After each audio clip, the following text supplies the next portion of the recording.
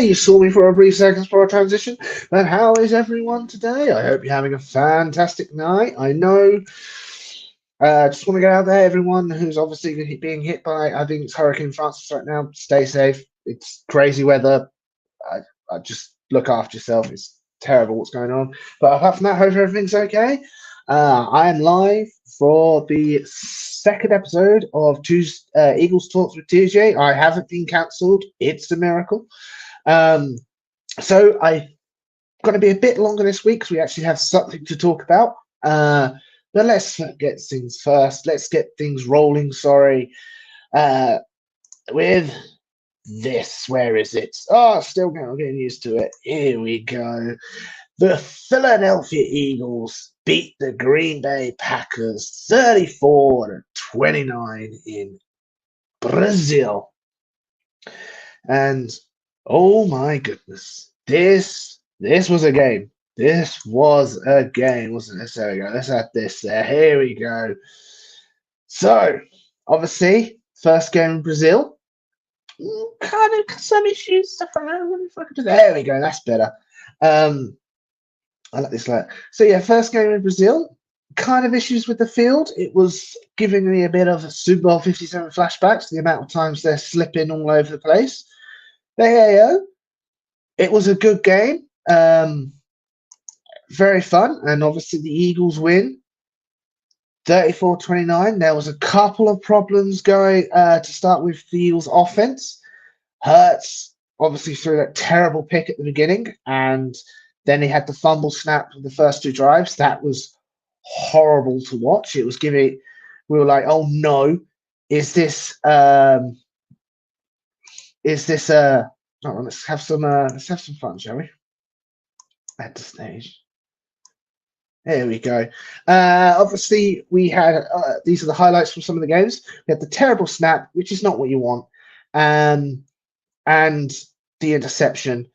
Fortunately, our defense managed to lock up pretty hard and only give us a couple points there, a couple of points given away, but nothing major.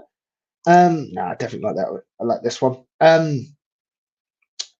The Jordan Love, fantastic. I think it was Jalen Reed was his main wide receiver. He went after Maddox quite a lot, and went after Q a couple. The Q, there's the interception I was just talking about. Oh, just a bad throw by Hurts.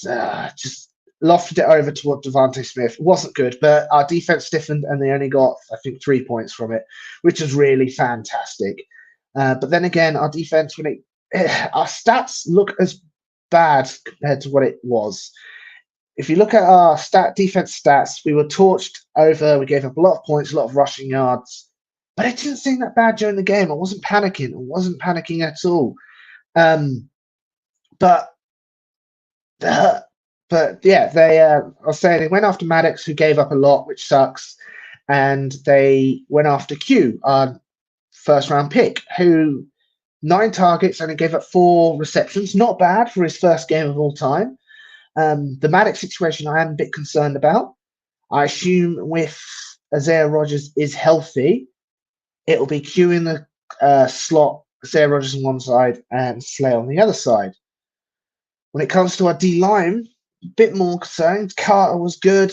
Jordan Davis got into the backfield quickly at the first start and then disappeared. Brendan Graham played a lot of snaps, but he was effective. The concerns when edge rushers is the guy we're paying $19 million a year for, which is Bryce Huff. He didn't show up at all. No pressures, no picks, nothing. And no picks, of course not. No sacks, nothing at all. And maybe it was the surface, field surface. He was sliding all over the place, absolutely sliding all over the place, which is not what you want to see. But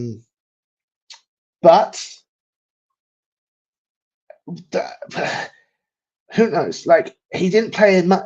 Brendan Graham played more snaps of him, which is again concerning, especially with how Vic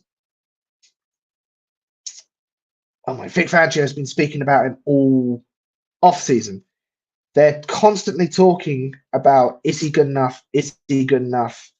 And because he's only played like 40% of the snaps, and obviously the performance we saw this game wasn't good enough. Like, for the money we're paying him, surely you want to give it to someone who we know could produce, i.e. Hassan Reddick. I know Hassan Reddick is willing to burn his entire NFL career not to play with the New York Jets, but hey, that's not my issue there. Thank you for the third round pick. But yeah, that's the only concern with the D-line is the edge rushers, but the surface was terrible. They're slipping all over the place. Our linebackers, though, whoo-wee. Nakobe Dean, very good. He can play down the field very well. Obviously, it's the coverage which might be the issue. He did get burnt. I think his eyes were fixated in the backfield and let up quite a bad catch. But Zach Bourne, oh my goodness, Zach Bourne came to play, and he was all over the field. He obviously had the game-winning sack at the end, but 15 tackles, he showed up. And this is a guy who, when we first hired him, or signed him, should I say, we assumed he was just going to be another edge rusher. He was interviewed. When he was interviewed, it was as if it was an edge rusher, edge rusher. There we go. Try and actually say it. And then, obviously, when Vic Fangio started to practice him, it was like, oh, no, he's not an edge rusher. He's going to be a middle linebacker. And people were a bit confused. Maybe it's new Van Ginkel. And, hey, if he's playing like he did this game, fair enough. Like, they know something we don't. But that's enough about the defense. That is enough about the defense. Let's move on to that offense. I've already spoken briefly about the Jalen Hurts first pick and the bad snap. He did throw a nasty pick again late in the game, in the end zone to A.J. Brown. Again, if you look back at it, A.J. Brown called for the ball because it was open and slipped. When the ball was thrown, he slipped on the field and was unable to get to it.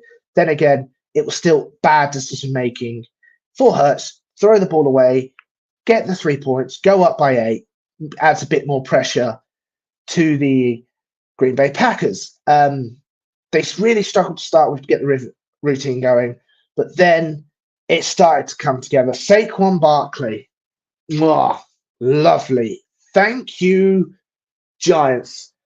I don't know why you'd give this guy up. Don't know why.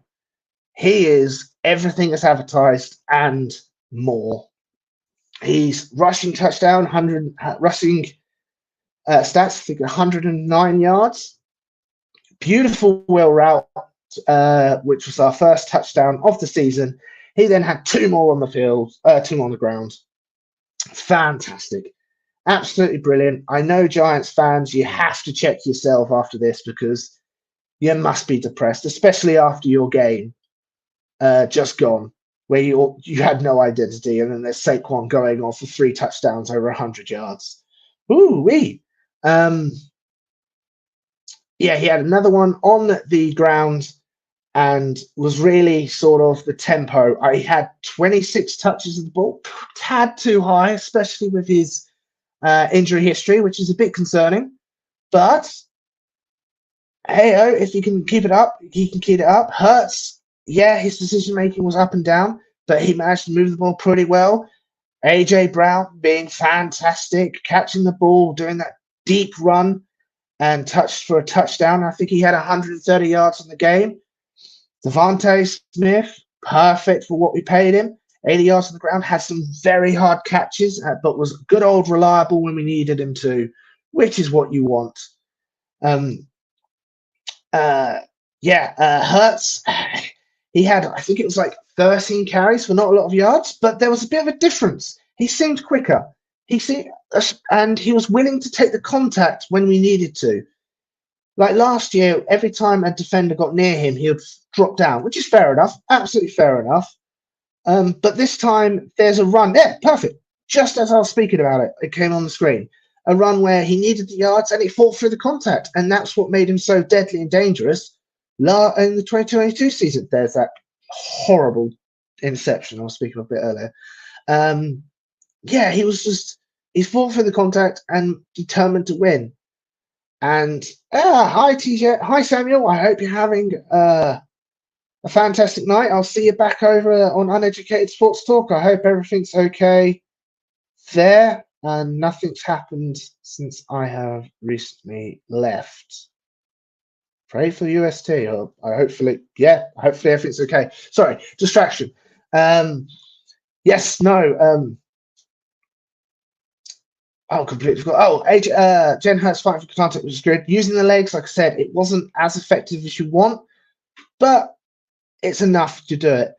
Obviously, we can't mention this game without mentioning the Love injury. He got injured, unfortunately, right at the end of the game, not knowing what it was or what happens. You don't. Here's another. Jen Hurts one, lovely. We don't know what it was, and we just hoped it wasn't serious. But he looked like he was in a lot of pain. Obviously, there's the fight through contact, beautiful. Obviously, having the ability to be Wednesday now. Sorry, your end. We know that it was just an MCL sprain, which is fantastic. It's nothing tear and all that. But for a Packers fan, you had like 24 hours of just guessing and praying.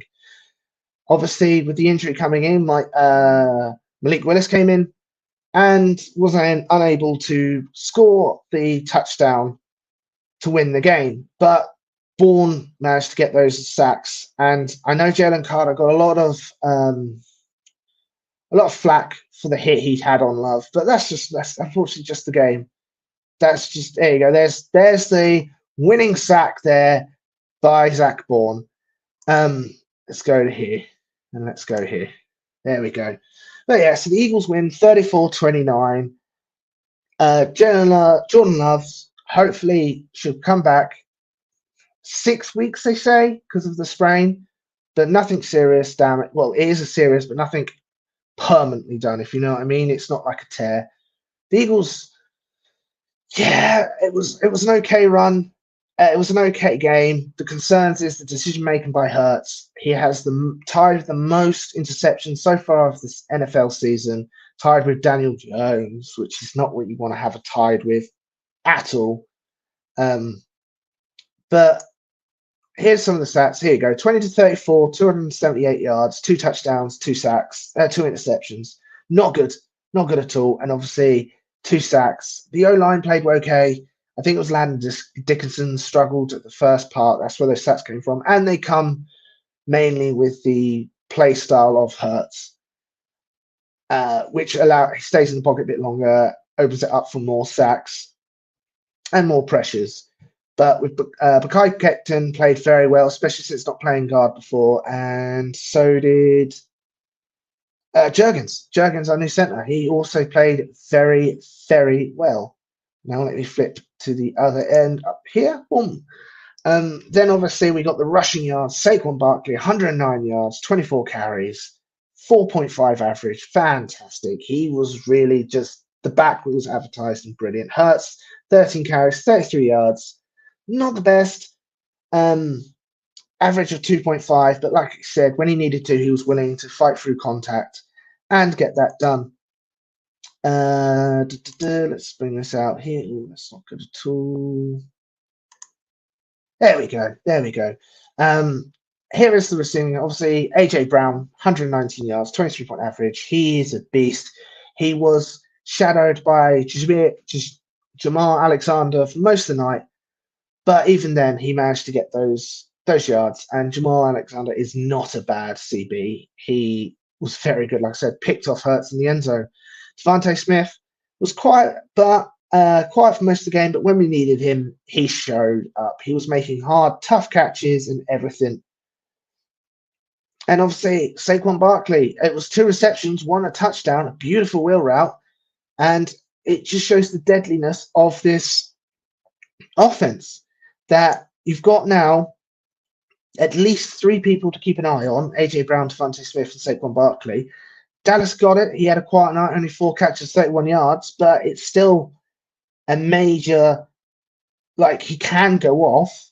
Jahan Dotson and Johnny Wilson didn't have a catch, but Johnny Wilson blocked like there's no tomorrow. And there was a play where it completely broke down, but Hurts threw it up to your, I think he's like 6'7" wide receiver, because why not? Why not indeed? And because of that fantastic performance, Saquon Barkley got NFC Offensive Player of the Week. Fantastic. Like I said, I can't keep saying how great of a debut that was.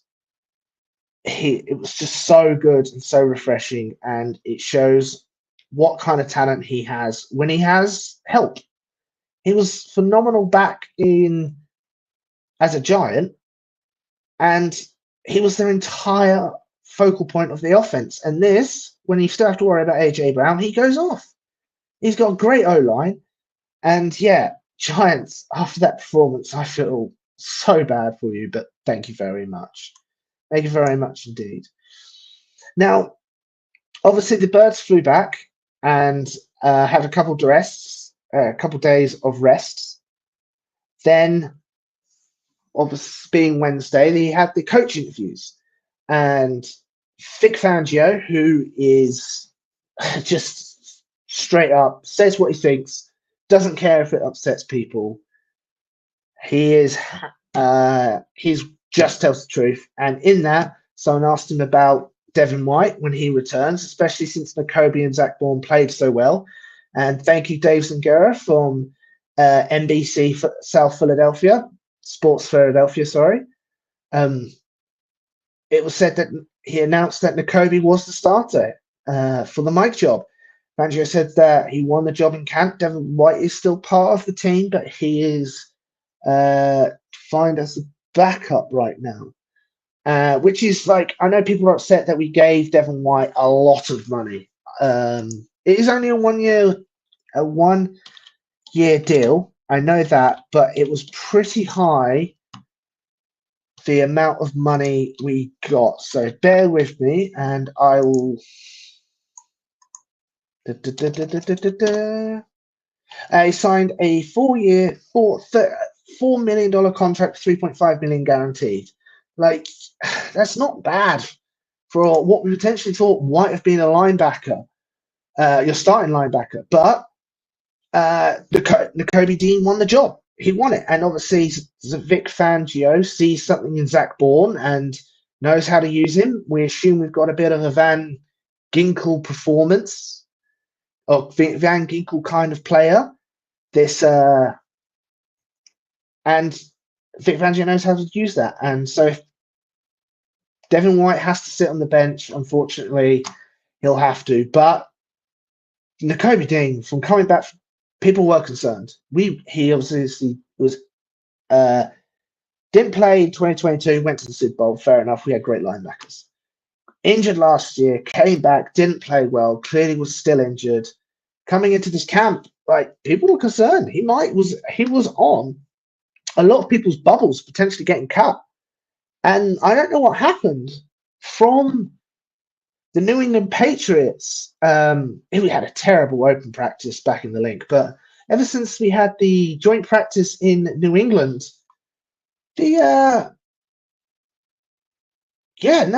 something just popped in his head. And something just popped, and he got phenomenal, and he just keeps getting better and better. And he won the job from Devin White, and it's going to be our starting linebackers as Zach Bond, Nakobe Dean. I know all for that. A couple of things here. This is around, it says an hour ago, about 2 hours, but it's probably 3 hours now. Couple practice squad moves. Caden Stearns, who is injured, used to be a safety for the Buccaneers, was waived, picked up by Panthers, who then waived, and we picked him up. Vic Fangio knows him. Vic Fangio likes him. He's just ridiculously injured. Hopefully the recovery goes well, but that is the only concern, is he is no way ready to play and is in no physical state to play. And we released Jack Stalls, which is interesting because the Birds really like Jack Stalls. He went to the Giants in free agency. He got cut by them, We brought him back on the practice squad. I know it seemed like we regretted cutting them, especially since we only have two tight ends on the roster right now with Goddard and Goddard and Grant Carcatera. I most probably butchered that name. I apologize. But when he was released by the Giants, brought Jack Stoll back, I was assumed he was going to get elevated twice and then put on the active roster permanently. Apparently, that didn't happen. Obviously, we've released him, which is crazy. Another thing is here, Bryce Huff played the fourth most snaps and Eagles edge thing. Vic Fangio asked what Huff needs to play more. You just separate himself from the other guys. So he's still sort of struggling, getting used to the system. Obviously, with the performance he had last year, we hope to see that sort of stand out straight away. Clearly, he's not there yet. He's getting used to it. And hopefully he does, because we gave him a lot of money. And then obviously Vic Fangio was asked about Zach Bourne as an interior lineman. And you see that comment there and how much he likes Zach Bourne with the 1 week, 15 tackles and 2 sacks. That's where you find the talent, and they have, and that is fantastic. And I think that's all of my slides for now. So let's go back to here. So yeah, so far I feel good. Obviously, the negatives majorly is the decision making from Hurts, but we still managed to put up 34 points, and pretty sure it's 34 points. Let me just double check. 34 points. There we go. Still managed to put up 34 points. This team does not win the game last year. Like, there's 2 interceptions, the turnover of the bad snap. We don't rally back and win the game last year with that team. This team, they did. Hurts brought them back multiple times because the Packers took the lead. But fingers crossed, it keeps up. Like, we make an excuse for Hurts. If this is, say, week 8, and the performance hasn't improved, the decision making is still really, really bad, or as bad as it was, then you've got a major concerns. That's when you hit the panic button. Panic. But for now, let's just hold on, and hopefully that will improve with this new system. Kellen Moore has made a major already fantastic compared to last year, and so has Vic Fangio. Like, anything's better than bloody Matt Patricia. That's everything about week 1. It's 25 minutes. It's not bad. Let's move on to the next one, which is Atlanta Falcons versus Philadelphia. It's got my time up there, which is the 17th. So that's, to me, it's Tuesday morning. For most people, it's Monday night. This is going to be a fun one. Sorry. Need to refresh the voice there, and beer's the best thing to do that. This game is special one. Even though it's not technically the Eagles' home opener, because the Brazil game was a home game, this is the Eagles' home opener. And what a way to celebrate it. One being Monday night. So Jason Kelsey returns with ESPN as a commentator. Fantastic. Gotta love the legend. He already outshined and was brilliantly advertised for the for last Monday night game. Like, losing his shirt, all the comments he said was fantastic. And also, this is Nick Foles' retirement game. He is officially retiring. He's decided to retire an Eagle. Makes perfect sense, since he won the Super Bowl with the Eagles and had a phenomenal performance. And let's just face it, he doesn't have to buy a meal or a beer in Philadelphia for the rest of his life. And yeah, I get it. I'm surprised the Philadelphia Eagles hasn't done a money glitch they re-released Nick Foles' jersey, they would have made easily 52 million. All from me. No, yeah, no. But this is going to be good for them to celebrate them. And of course, we've got another bird team landing in the Eagles' nest with the Atlanta Falcons coming to Philadelphia. So Falcons lost week 1, and they lost to the Steelers. They lost to a Justin Fields ran Steelers, which was a bit concerning, like a bit interesting. Like I said in my other show with Carlos on UST, I owe Mike Tomlin an apology. I thought he wasn't going to be able to get this squad to any couple wins, but he did. I think he's the only team in the AFC North who won a game, which is crazy, absolutely crazy. Like, Kirk Cousins doesn't look healthy. I know they came out and said he's not healthy, he's fine. He's not healthy. He's healthy, he's fine. But the man wasn't a mobile QB to start with, and he looks like his feet are in concrete. Like, he looks unmobile. It's ridiculous. It's horrific. But with that, he had a very short release time. He got the ball out quickly, but they didn't look good. They really didn't look good. I know their defense was okay. They managed to get Judon on the edge. He got half a sack, and obviously their interior lines got through with 1.5 sacks. On the outside, their corners are pretty decent. They managed to hold Pickens, the Steelers wide receiver. They managed to keep that down, and they managed to contain a mobile QB in Justin Fields and stop the run pretty decent. So it's going to be interesting to see, because they're going up against another mobile QB in Jalen Hurts and obviously Saquon Barkley. But I feel like the offensive line of the Eagles are better than the Steelers, so that's one positive. And I feel like the wide receivers of the Eagles are better than the wide receivers of the Steelers. But who knows? Does Jalen Hurts have the same issues and problems that he did last game? Or was that the problems with the roster not playing in the preseason? Again, don't know. I'm shocked he didn't play in the preseason, especially since that's what Nick Sirianni said they would last year, but last year was just a wash. No one talks about last year except me just now. So still a lot of questions.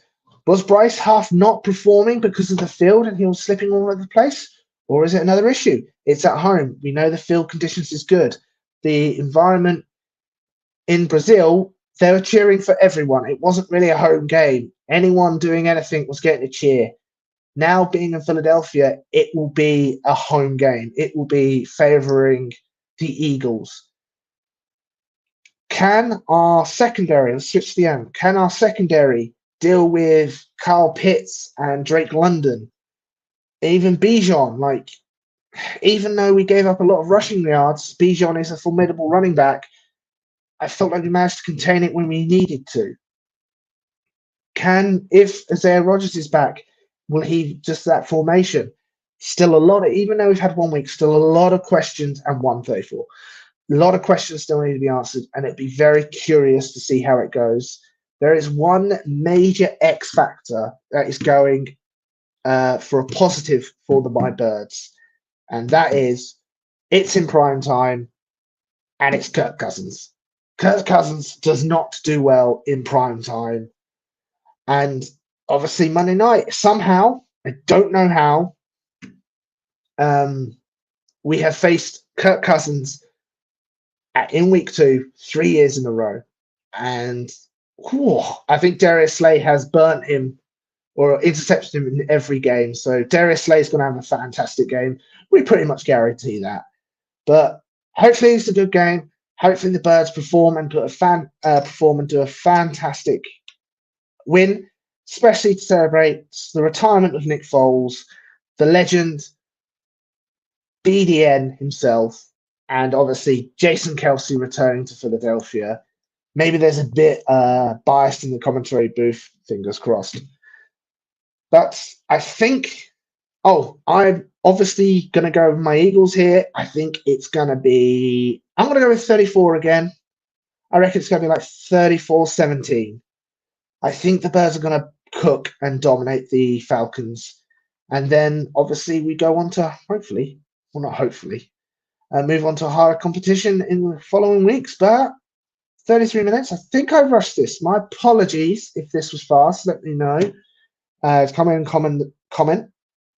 Let me know if I was talking too fast. Bit nervous still, but don't know why. I'm rambling like an idiot. Have a great night, everyone. Stay safe with this crazy hurricane, and I hope you enjoyed this episode of Eagles Talks with TJ on the Coming In Sports Network. Have a great night, everyone, and I'll see you next week. And stay safe. And prepare.